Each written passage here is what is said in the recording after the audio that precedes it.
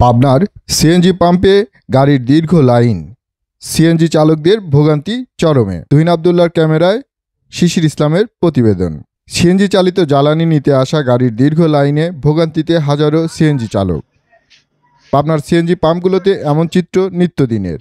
পাবনা শহরের আশেপাশে মাত্র 2টি সিএনজি পাম্প, কিন্তু একটি নানা জটিলতার কারণে বেশিরভাগ সময় বন্ধ থাকার কারণে আরেকটির উপর চাপ বেশি হওয়ায় ভোগান্তি বেড়েছে। পাবনা গাছপাড়ায় অবস্থিত শ্যামলী পরিবহনের এনআর সিএনজি পাম্প অজানা কারণে বেশিরভাগ সময় বন্ধ থাকে। তখন একমাত্র ভরসা অ্যাসোর সিএনজি পাম্প। এখানে জেলার হাজার হাজার গাড়ি লাইন দিয়ে দাঁড়িয়ে গ্যাস নিতে সময় লাগে 6 থেকে 7 ঘন্টা, কোনো সময় 10 ঘন্টাও লেগে যায়। এ বিষয়ে প্রাইভেট কার ও সিএনজি চালকদের সাথে কথা বললে তারা বলেন, দীর্ঘ সময় পাম্পে গ্যাস নিতে এসে অবস্থান করায় ঠিকমতো রোজগার করতে পারছে না বেশিরভাগ সিএনজি চালক।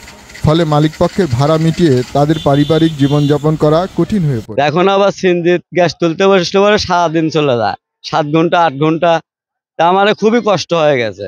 সারাদিন পর বাইর যায়, বউ সাল পালকও দিতে পারেনি, বউ সাল পালক এই দেখা লাগে, আমারও কষ্ট। এদিক মহাজনকে টাকা পয়সা দিতে পারে না, আবার সপ্তাহ গেলে পরে কিস্তি। আর দাসের পাম্পটা 1.5 বছর ধরে বন্ধ, ওই পাম্পটা চালু করে দিলে আমার জন্য অনেক ভালো। সরকারের কাছে এটি আবেদন। আজ 7-8 দিন ধরে এইভাবেই চলতেছে। একবারে ওই হাসপাতাল থেকে আসি এই পর্যন্ত 6 থেকে 7 ঘন্টা টাইম লাগে। আরও কিছু পাম্প স্থাপন হলে এই ভোগান্তি লাঘব হবে বলে তারা মনে করেন। এখন এটা নিরসন কল্পে আসলে আমাদের পাবনাতে আরো গ্যাস ফিল্ড হওয়ার প্রয়োজন।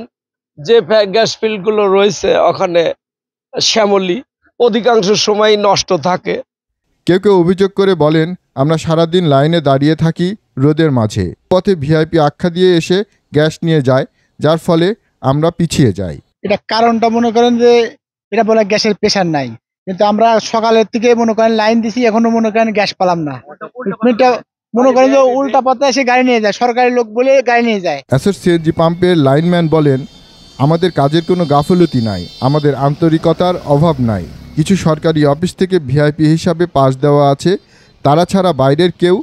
এই অ্যাম্বুলেন্সগুলোকে দেওয়া হয় এবং ডিসি অফিসের গাড়ি আছে, থানার কিছু গাড়ি আছে, এইগুলাকে ভিআইপি দেওয়া হয়। তাছাড়া অন্য কোনো গাড়ি ভিআইপি দেওয়া হয় না।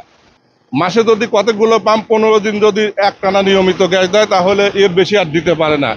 এই জন্য অনেকগুলো পাম্পে ধরেন দিনের বেলায় ধরেন 3 ঘন্টা 4 ঘন্টা দেয় এবং 5 ঘন্টা বন্ধ রাখে। এইভাবে তারা নিয়ন্ত্রণ করে। সকাল 8টা থেকে আমরা এই পর্যন্ত আসছি, প্রায় হাফ কিলোমিটারের মতন এরকম লাইনে আসতেছি।